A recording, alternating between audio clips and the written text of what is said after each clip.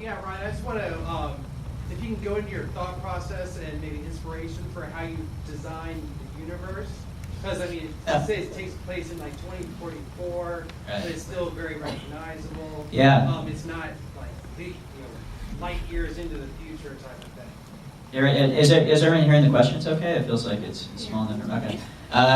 Thanks. Yeah, so our approach was always that it was going to be a very grounded world and that it was going to be kind of a recognizable near future dystopia.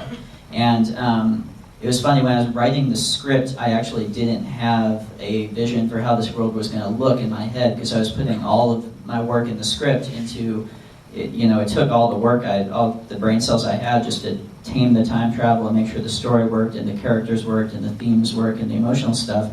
So I didn't think about the visuals and how the world was going to look until we sat down with the production designer when we started production. And then we just started making every single decision based on the needs of the story. So, for example, the reason that the city is, even the reason it's a dystopian future, the reason the city is in such disarray is a very practical one narratively for me. It's that all of these characters are acting in the beginning, or especially Joe, out of this kind of vicious self-interest. They're all trying to hold on to their piece of the pie. So it made sense to put them in the world where that made sense, where if you lose your nut, you lose what you've got, there's no place to fall to. And to make the streets feel dangerous and to make it feel very dire up there. So each of those design decisions were, but it was always towards the end, I think, of it always made sense to me to keep it all very, very grounded and real feeling. Yeah. I want to talk a little bit about the child actor that you work with. It's magnificent. But what was your preparation as a director, and what was his preparation as an actor? I mean, I don't know how old he is. Yeah. And what was his parents' preparations for the rest of his life? Pierce Gagnon was the name of the actor. He's 5 years old when we shot this movie. He was a 5-year-old. And he would come in, and I'll let you speak to this a bit, he would come in and do a 3-page dialogue scene with these actors all the way through.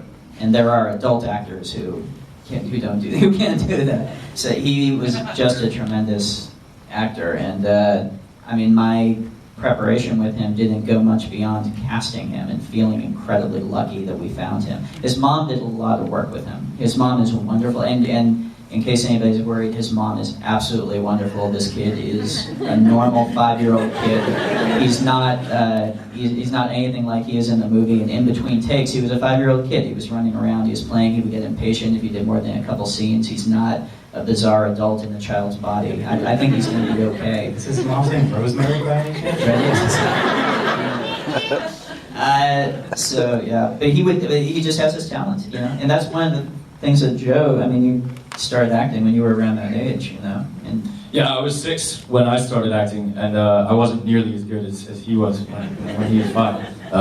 But he's a really great actor, and I think because I was a young actor, I can be pretty hard on kids in movies. I find it often happens when I'll see a movie with a kid in it, and I'll be talking to friends afterwards and say like, I didn't really believe the kid, and people will be like, it's a kid. And I was like, and my answer is always, no, I disagree. I think kids actually have the capability to be the best actors, and some of the best movie performances ever given, I think, have been given by little kids. Like in the 400 Blows, or Cinema Paradiso, or City of Lost Children, or lots of movies. And he's just a great artist. And I think kids, they have a certain, they're closer to that uninhibited play space where we all start. And he can go there. And I would also echo that his mom was excellent. Never talked down to him, spoke to him like an artist. And like an actor, when it was time to work. And then when it wasn't time to work, it was just a fun time, and he's a really cool little guy. Anyone? No one in the back? All right, go ahead. I'll get you next. What was your favorite part about shooting a time travel movie? Yeah. Well, what's fun about it is also what's challenging about it. What's fun about it, I guess I can speak mostly of the writing of it. What's fun about it is you get this big toy to play with. You get the thing that lets you have an older and a younger self sitting across from each other, across a table from each other. And that is such a, as a writer, to be able to have that kind of way to express a human situation writ that large is what you always dream of. It's also, though, very dangerous because time travel is a sort of thing that can quickly overgrow your whole garden like weeds. You can, if you start explaining one thing, it's like pulling a thread and suddenly, I better explain this too, I better explain that too. And suddenly, like he says in the diner scene, you're 45 minutes into just explaining the mechanics of it. So it's fun, but it's also a really difficult element to tame. Did someone know? Yeah. First, how's it feel to kill Batman in your movie? And then... Robin, Batman. Nice. And then... The movie's playing down the hall. You can go watch it. And then in terms of your visual approach, this is probably your most naturalistic looking film, even though it's the most sci-fi. It's very deeply seated in the genre in terms of some elements of Blade Runner, and you've got a little bit of Tarantino with the diner scene. Like, did you do that to keep the world grounded, or did you not want to make it feel like it's sci-fi? Because it really, besides the speeder bikes, it didn't feel like a sci-fi movie in these scenes. Yeah.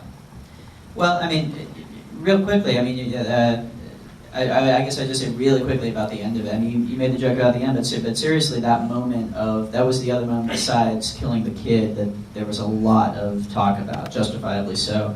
To end a movie with the main character's, suicide essentially, and to have that feel earned and not have that feel like a, oh, you gotta be kidding me type moment. That was something that we kind of started with and worked backwards and made a lot of choices throughout the course of the whole movie to earn that ending and make it feel right. In terms of the visuals, yeah, just camera-wise and everything-wise, I'm glad you got that sense. I did feel like I wanted this to be much more natural. I wanted to just kind of relax and have it feel more like the same way that the production design feels grounded, like I was saying before. I wanted the same thing with the visual approach with the camera. It's still fun to do cool shots. You got to do cool shots, but generally, I was going for a much more natural type approach to it. And it wasn't, it wasn't to make it feel less sci-fi or anything. It was just that felt very right for the movie. Can you guys talk? I'm a huge fan of directors and actors that kind of pair up into these creative teams and work together on many different things. And it's been going on as long as it's been going on as long as movies have been made. But I'm kind of curious.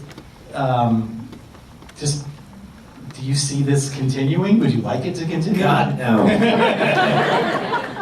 I don't think it happens enough. I think that there's something to be said for people that kind of work together over and over again. And you work with Chris Nolan on a couple movies now, and so what do you like about that working relationship that's repeated? I'd say I hope I'm lucky enough to get to work with this guy for the rest of our lives. I mean, it's nothing better. I feel the exact same way.